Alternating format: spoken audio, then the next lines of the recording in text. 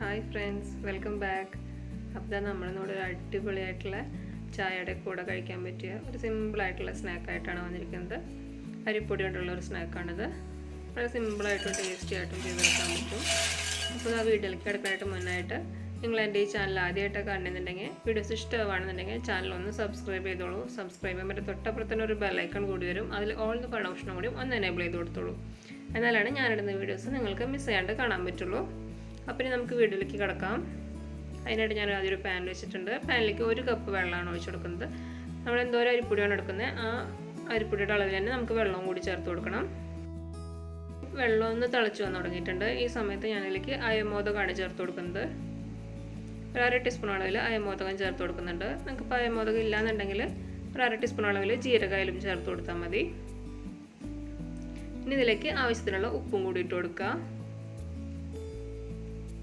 നന്നായി തിളച്ചിട്ടുണ്ട്. നമ്മുടെ അയമോദകത്തിൻ്റെ ആ ഫ്ലേവറൊക്കെ ശരിക്കും വെള്ളത്തിലേക്ക് ഇറങ്ങിയിട്ടുണ്ട്. ഇനി ഈ സമയത്ത് നമ്മൾ എടുത്തു വെച്ചിരിക്കുന്ന അരിപ്പൊടി ഉണ്ടല്ലോ, അത് അതിലേക്ക് ഇട്ട് കൊടുക്കുക. അരിപ്പൊടി ഇട്ട് കൊടുത്തിട്ട് അപ്പം തന്നെ നമ്മൾ കയ്യിലോണ്ടൊന്ന് നന്നായി തന്നെ ഇളക്കി കൊടുക്കണം. നമ്മൾ നൂലപ്പത്തിനും ഇടിയപ്പത്തിനൊക്കെ കുഴച്ചെടുക്കില്ലേ, ആ ഒരു പരുവത്തിൽ വേണം നമുക്കിത് കുഴച്ചെടുക്കാനായിട്ട്. നന്നായി ഒന്ന് മിക്സ് ചെയ്ത് കൊടുക്കാം.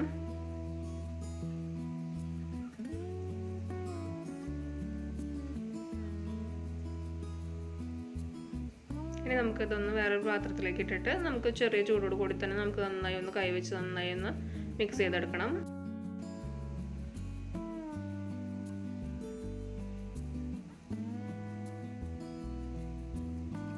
അപ്പോൾ ഞാൻ നന്നായി കുഴച്ച് കൊണ്ടുവന്നിട്ടുണ്ട്. ഇനി നമുക്കിതൊന്ന് നന്നായി പരത്തിയെടുക്കണം. അപ്പോൾ അതിനായിട്ട്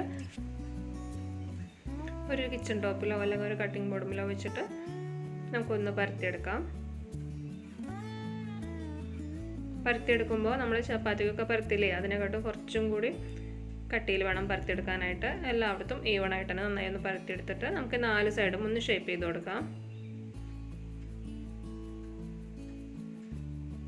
എന്നിട്ട് നിങ്ങൾക്ക് ഞാനിപ്പോൾ ഇങ്ങനെ നീളനെ കട്ട് ചെയ്ത് കൊടുക്കുകയാണ്. നിങ്ങൾക്ക് ഇത് വേണമെങ്കിൽ നിങ്ങളുടെ ഇഷ്ടത്തിന് ഏത് ഷേപ്പ് വേണമെങ്കിലും കട്ട് ചെയ്ത് കൊടുക്കാം. ഞാനിപ്പോൾ ഇവിടെ ഈ ഒരു ഷേപ്പിലാണ് കട്ട് ചെയ്തെടുക്കുന്നത്. റൗണ്ടായിട്ടോ സ്ക്വയറായിട്ടോ എങ്ങനെ വേണമെങ്കിലും കട്ട് ചെയ്തെടുക്കാം, കുഴപ്പമൊന്നുമില്ല. അപ്പോൾ ഇതാ ഞാൻ ഈ ഒരു ഷേപ്പിൽ കട്ട് ചെയ്തെടുത്തിട്ടുണ്ട്. ഇനി നമുക്കിത് ഫ്രൈ ചെയ്യാനായിട്ട് തുടങ്ങാം. അതിനായിട്ട് ഒരു പാൻ വെച്ചിട്ട് അതിലേക്ക് ഓയിൽ ഒഴിച്ച് കൊടുക്കുന്നുണ്ട്. ഓരോന്ന് ചൂടായി വരട്ടെ. ഫ്ലെയിം എപ്പോഴും മീഡിയമിലായിരിക്കാൻ ശ്രദ്ധിക്കണം. ഇപ്പോൾ ഇതാ നമ്മുടെ ഓയിലൊക്കെ ചൂടായിട്ടുണ്ട്. നമുക്കിതെല്ലാം ഓയിലിലേക്ക് ഇട്ട് കൊടുക്കാം. മീഡിയം ഫ്ലെയിമിൽ വെച്ചിട്ട് കുറച്ച് സമയം എടുത്തിട്ട് തന്നെ നമുക്കൊന്ന് ഗോൾഡൻ കളറായി വരുന്ന വരെ ഒന്ന് വെയിറ്റ് ചെയ്യാം.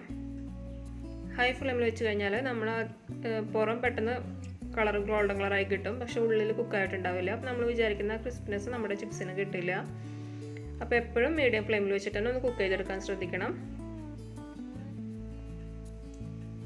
ഇപ്പോൾ ഇതാ നമ്മുടെ ചിപ്സൊക്കെ നല്ല ഗോൾഡൻ കളറായിട്ടുണ്ട്. ഇത് മതി, കോരി മാറ്റാം.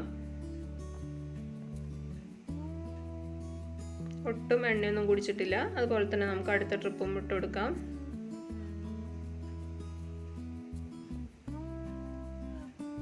അപ്പം എല്ലാം ഇട്ട് കൊടുത്തിട്ടുണ്ട്. ഞാൻ അങ്ങോട്ടും ഇങ്ങോട്ടും തിരിച്ച് നമുക്കൊന്ന് ഫ്രൈ ചെയ്തെടുക്കാം.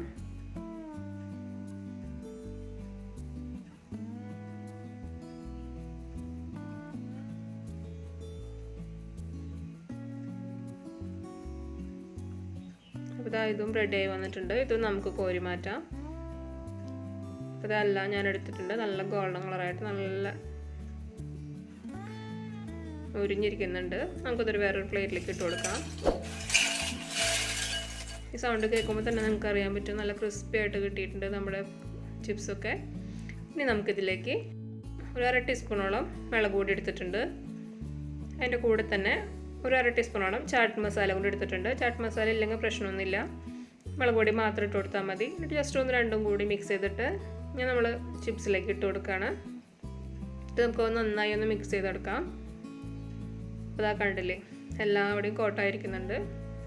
അപ്പോൾ ഇതാ നമ്മുടെ ഒരു വെറൈറ്റി ആയിട്ടുള്ള അരിപ്പൊടി കൊണ്ടുള്ള ചിപ്സൊക്കെ റെഡി ആയിട്ടുണ്ട്. അപ്പോൾ വീഡിയോ എല്ലാവർക്കും ഇഷ്ടമായെന്ന് വിചാരിക്കുന്നു. ഇഷ്ടമായെങ്കിൽ ലൈക്ക് ചെയ്യാനും ഫ്രണ്ട്സിനൊക്കെ ഒന്ന് ഷെയർ ചെയ്യാനും മറക്കരുത്. Thank you.